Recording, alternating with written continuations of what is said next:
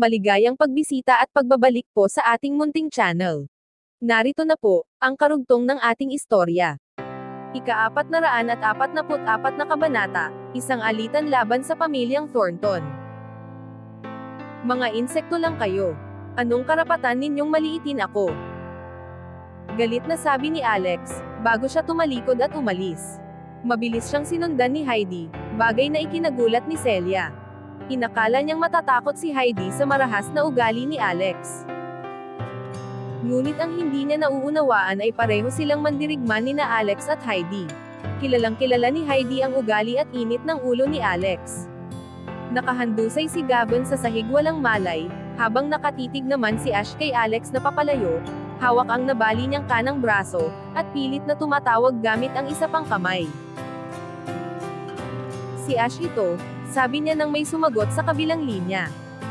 Magpapatawag ako ng pulong ng pamilya. May isang taong dapat pagbayarin. Naglalakad sina Alex at Heidi sa kalsada nang hawakan ni Heidi ang braso ni Alex, at hindi ito binitiwan. Sina Celia at Ethan, na sumusunod sa kanila, ay nakangiting lumapit at paulit-ulit na humingi ng paumanhin. Alam nilang malaki ang naging pagkakamali nila. Nang pumunta si Alex sa pabrika para iligtas si Heidi, dapat ay pinigilan nila ang paglulunsad ng bomba. Hindi nila ginawa, dahil hindi sapat ang tiwala nila kay Alex, at ang pagdadalawang isip nila ay muntik ng magdala ng trahedya. Kung hindi napakahusay ng martial skills ni Alex, pareho na sana silang patay ni Heidi. Malakas pa rin ang tibok ng kanilang mga puso. Nasaksihan nila ang tunay na lupit na kayang gawin ni Alex, at ngayon ay lubos nilang nauunawaan na hindi siya dapat sinusubukang galitin. Habang parehong malalim sa pag-iisip, biglang tumunog ang cellphone ni Celia. Pagkasagot niya, biglang nagbago ang ekspresyon ng kanyang mukha. Napalingon si Alex pabalik, may bakas ng pag-aalala sa kanyang mga mata. Malinaw niyang naramdaman na may masamang nangyari. Mabilis na lumapit si Celia kay Alex, at nagsabi, Mr. Ambrose, may isang taong gusto kayong makausap. Napapangili siya habang iniaabot ang cellphone, malinaw na ipinahihiwatig na ang tumatawag ay hindi kaibigan. I-loudspeaker mo, request ni Alex. Tila nahulaan na niya kung tungkol saan ang tawag. Pinindot ni Celia ang isang button, at biglang umalangaw-ngaw ang isang boses na puno ng pagbabanta, Alex Ambrose, makinig kang mabuti. Ang sinumang magtangkang banggain ang pamilyang Thornton sa Baltimore ay parurusahan. Kung sinaktan mo ang head family namin, buong pamilya ang hinamon mo. Pagsisisihan mo ang ginawa mo hanggang sa mamatay ka ng maaga. Nanlaki ang mata ni Celia. Ang pamilyang Thornton. Hindi ito banta mula sa kung sinong gangster lang. Sikat ang Thornton family sa buong Baltimore, dahil sa malademonyong kalupitan nila. Kinakatawan mo ang pamilyang Thornton. Malamig na tanong ni Alex. Kung nagbabantang papatayin siya ng kausap, wala siyang balak magpakumbaba. Ako si Ferdinand, kapatid ni Ash. Boy, patay ka na. Ihanda mo na ang kabaong mo, mariing sabi ng boses. Kung saan ka man magtago, gaano man kalakas ang pamilyang pinanggalingan mo, mula nang binangga mo ang pamilya namin, hahabulin ka ng mga tao namin hanggang dulo ng mundo para pagbayaran ang ginawa mo. Matigas, mabigat, at puno ng puot ang boses. Mula sa bawat salita, malinaw na naglabas na ng utos ang pamilyang Thornton, hanapin at patayin si Alex. Nang inag si Celia.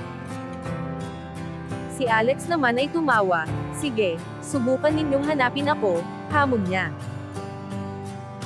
Huwag kang tanga, bata, sigaw ng tumatawag. Hindi ka tatawa kung alam mo kung sino ang kalaban mo. May kapangyarihan at koneksyon ang pamilya ko, para makuha agad ang lahat ng personal mong impormasyon. Gigibain namin ang bawat aspeto ng buhay mo, kasama na ang tuluyang pagkawasak ng iyong kabuhayan. Bagamat sa tingin ko isa ka lang namang mayabang, at mangmang na siga na wala namang totoong pag-aari. Klaro ang intensyon ng kalaban, hindi lang sila magpapadala ng mga tauhan para patayin si Alex. Sisirain nila ang buong buhay niya. Pero muli lang tumawa si Alex. At kung magpapatuloy ka sa pagbabanta, sagot niya. Babalikan ko ang kapatid mo at papatayin ko siya. Sana maniwala ka. Tahimik ang kabilang dulo ng linya, mukhang natatakot talaga si Ferdinand na babalikan ni Alex para patayin ang kanyang kapatid. Baliw ka, bata. Sabik na akong sirain ka, sabi nito bago tuluyang ibaba ang tawag. May malinaw ng plano si Alex sa isip niya. Umaasa siyang agad na kikilos ang kanyang mga kaaway sa kanilang banta. Ang pamilya Thornton ay unti-unti nang nagdadala ng sarili nilang kapahamakan. Wala silang ibang dapat sisihin kundi ang kanilang sarili. Napabuntong hininga si Celia. Kilala rin niya si Ferdinand Thornton at ang reputasyon nito sa pagiging brutal. Mas mataas ang katayuan ni Ferdinand sa pamilya Thornton kaysa kay Ash. Bagamat si Ash ang opisyal na pinuno ng pamilya, si Ferdinand ang tunay na gumagawa ng lahat ng mahahalagang desisyon. Siya ang humahawak ng kapangyarihan. Habang abala si Ash sa pagyayabang ng kanyang lakas at galing sa pakikipaglaban, mas pinipili ni Ferdinand ang paghasa ng kanyang martial skills. Mas gusto niya ang katahimikan, kapayapaan, at pag-iisa upang pagsanayan ang kanyang teknik, kaya mas hindi siya kilala sa Baltimore kumpara kay Ash. Ngunit si Celia, bilang colonel ng Baltimore Military Academy, ay may akses sa mas masusing impormasyon. Alam niyang sa mundo ng martial arts, hindi itinuturing na mas mahina si Ferdinand kaysa kay Ash. May ilan pang ang naniniwala na mas malakas siya.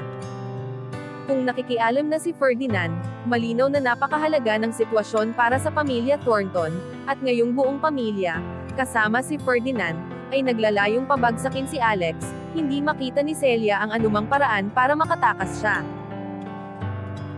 Kahit gaano pa kahusay ang martial arts ni Alex, imposible para sa isang tao na talunin ang buong pamilya Thornton. Ginoong Ambrose, masyado kayong padalos-dalos, bulong niya. Sa tingin ko, nasa tutuong panganib ka na ngayon. Ginoong Ambrose, hinahangaan ko ang iyong kakayahan, sabi niya. Nais kong ialok sa iyo ang trabaho bilang Chief Training Instructor sa aming academy. Sana tanggapin mo ang aking paanyaya at sumali sa amin.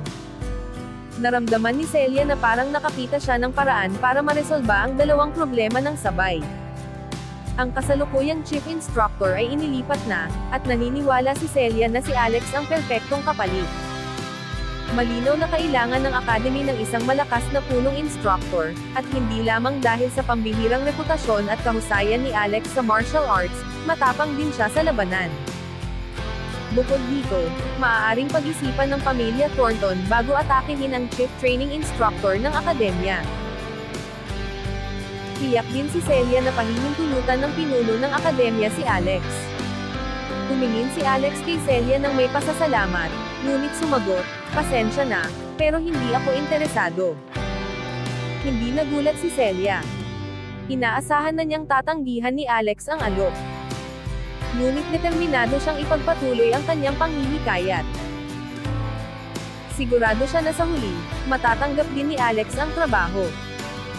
Ipinaliwanag niya, ang pamilyang Thornton ay isang napakamakapangyarihang pamilya. Bagaman ang reputasyon ni Ash Thornton ay medyo pinalala, ang lakas ng pamilya Thornton ay hindi dapat maliitin. Kahit si Joseph Clifton ay takot sa pamilyang Thornton. Si Ferdinand ay nagpapanatili ng isang mababang profile at sumasali lamang sa mga pinakamalalang usapin. Mas makapangyarihan siya kaysa kay Ash. Si Celia ay nagkaroon ng matinding sakit ng ulo dahil sa tensyon. Mayroon siyang magandang impresyon kay Alex at natatakot siya para sa kanya. Nakita niya ito na hindi mapagmataas o mayabang, kundi bayani, at ang kanyang dedikasyon sa martial arts ay halata. Ayaw niyang isipin na ang isang napakabuting binata ay nasa isang mapanganib na sitwasyon, ngunit wala siyang nakikitang paraan para makatakas si Alex. Bagaman nailigtas na si Heidi, tila nagsisimula pa lamang ang gulo. Bilang karagdagan sa problema ni Ash, kailangan pa niyang ayusin ang mga bagay kay Gavin Abbott. Ang problema ay binugbog ni Alex si Gavin.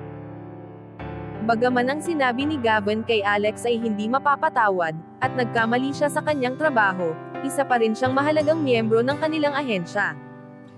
Walang paraan na pahihintulutan ng kanilang organisasyon na si Alex ay hindi maparusahan. Gayunpaman, nasaksihan din niya ang kapangyarihan ni Alex, at hindi niya mahuhulaan ang mananalo kung magkakaroon ng banggaan sa pagitan niya at ng kanilang ahensya. Hanggang dito na lamang po muna, at maraming salamat po sa pakikinig. Maaari po bang humingi ng suporta, para sa ating munting channel? Hanggang sa susunod po muli. Stay safe and God bless.